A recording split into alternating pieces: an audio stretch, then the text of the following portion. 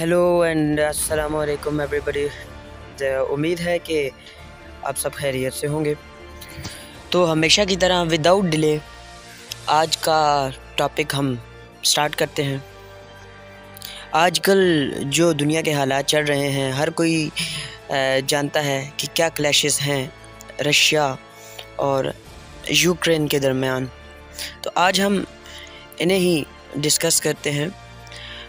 उन्वान पे जाने से पहले सबसे पहले तो मैं आपको बताना चाहूँगा एक छोटी सी हिस्ट्री वो रशिया और यूक्रेन के दरमियान, कि जो रशिया है वो क्यों हमला करना चाहता है। तो स्टार्ट करते हैं कि वर्ल्ड वॉर 1 से पहले यूक्रेन और रशिया जो थे वो सेम एम्पायर रशियन एम्पायर में थे, और 1917 में रशियन एम्पायर टूटी तो यूक्रेन जो था वो आज़ाद हो गया 1918 में।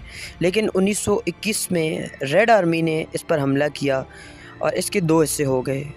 वेस्ट यूक्रेन पोलैंड में आ गया, ईस्ट यूक्रेन यूएसएसआर में आ गया। अब यूएसएसआर के अंदर जो थी वो 15 कंट्रीज़ थी, और यूक्रेन का नाम रख दिया Ukrainian Soviet socialist Republic. USSR में आने के बाद इसका ये नाम पड़ गया। वर्ल्ड वॉर 2 में जो यूएसएसआर का ये यूक्रेन पूरा एक पार्ट बन गया यूएसएसआर का। 1991 में एक हिस्ट्री क्रिएट हुई जिसमें यूएसएसआर टूटा और यूक्रेन दोबारा से आज़ाद हो गया।